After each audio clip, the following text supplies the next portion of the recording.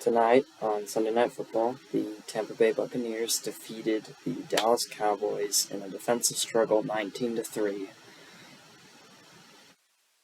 I don't know where to begin. From the onset, the Cowboys' offense looked just not great. I mean, their first drive, they came close to scoring a touchdown, but our defense, you could tell that our defense was pretty much locked down. They scored a field goal on the first drive, but since that field goal, no points were scored, and I don't even think they reached the red zone a single time. I might be wrong on that, though.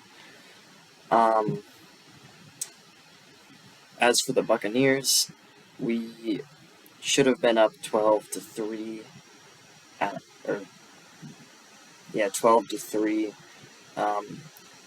through the first half, but Ryan Suckup missed one kick, so we ended up being 9-6. And then I think that's when we scored another field goal, making it 12-3, so it should have been 15-3. And then the only points scored after that was one lone touchdown from Tom Brady to Mike Evans for 6, and then Ryan Suckup extra point. So there you have your score rounded out 19-3. Antoine Winfield Jr. had a interception, and the defensive line and linebackers got a total of 3 sacks, I believe, and Shaq Barrett ended up injuring Dak Prescott, which you hate to see it happen, but it just shows how brutal this defense is, and I can't wait to see more of it, especially against this Saints team, as their offense looked pretty not great against the Falcons until the ending, but you know how the Falcons are. Other than that, I think Tom Brady looked very good. In general, a lot of people are hating on him for only scoring 1 touchdown, but, I mean, what do you want from him? In the fourth quarter, do you want to just constantly go for it? They want to run the clock down. That's how the Falcons lose, is because they don't know when to run the ball. Or the Seahawks, and the Super Bowl for that matter. But, yeah, the Buccaneers played really well on both sides of the ball. I think that Dallas has a great defense. I mean, one of the best defenses in the league. But their offense is pretty bad.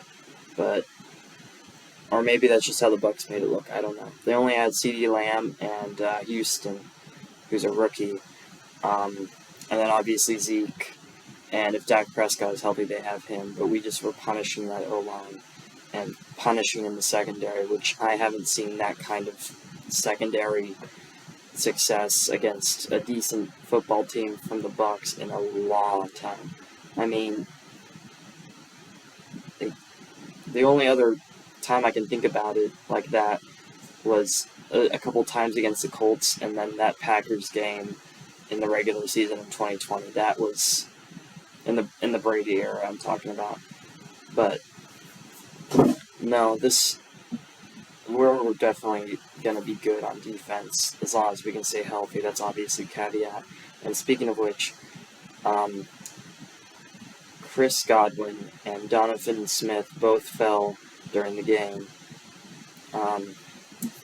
Godwin with a potential knee and a hamstring injury, and which is good as not a knee because that could be another ACL tear and then he's out for the season. But Donovan Smith also got hurt in his elbow and he didn't return to the game. I'll be keeping a close eye on that, and hopefully it'll just be cleared up in a little bit. But definitely a bit of a scare for sure. Other than that, I'm pretty sure that we were good on injuries. Leonard Fournette was tearing that defense up. I mean, really. The fact that our passing game was the worst part of the Bucs today, like even our special teams were good. I mean, our punter. Oh my goodness, that dude can really. He had 3 straight punts that were really good, And I mean like literally 3 in a row, because it got called back 2 other times, because once it hit the top of the scoreboard, and the second time it just he got hit after he kicked, and they moved it 5 yards, and then he landed it within the 10, I think. And then he had a couple other punts that were good, but on attacking the kick returner or punt returner, we were pretty good on that. I don't think they got past the 30-yard line on any of those. Also, Darden didn't look too bad for what he does. I mean, there were only 2 kick returns in the game, obviously. I think both of them were touchbacks, so he didn't really get to see Rashad White do much on special teams, but Darden didn't look bad on the punts. And,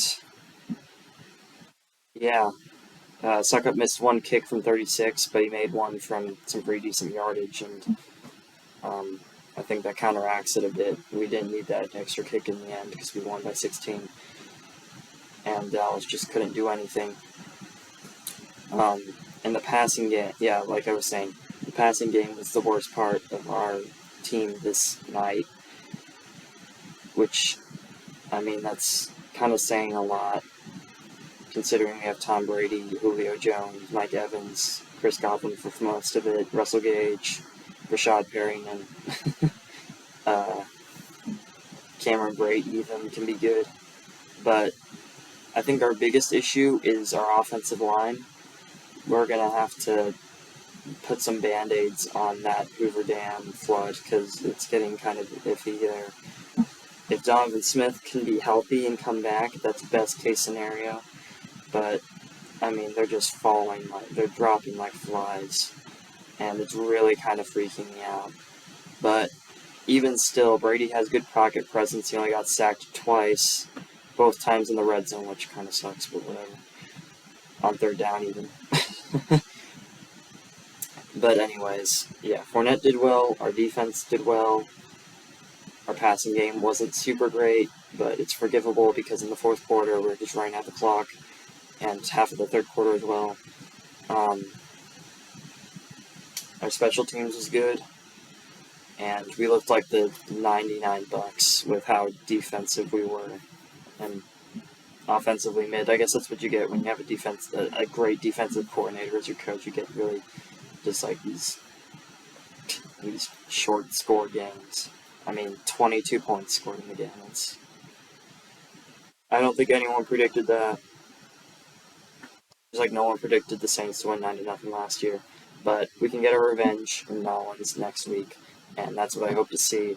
If Godwin and Donovan Smith can come back, then we should be good. And even though the Saints always sweep us, there's still room to be worried for you Saints fans.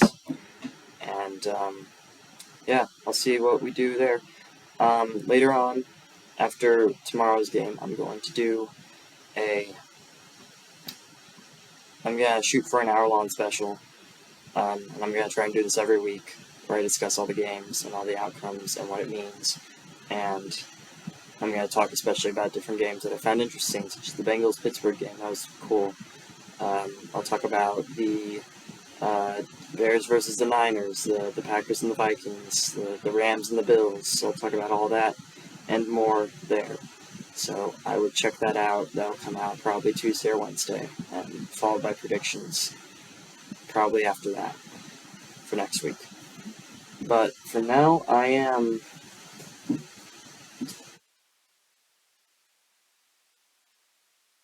8-6-1. I'm calling that Indianapolis Texans game a push because there's no chance I'm going to predict a tie. But yeah, assuming that the Broncos can beat the Seahawks, I'll be 9-6-1. But either way, I'll come out of this with a winning average, because if the Broncos lose, it'll be 8-7-1.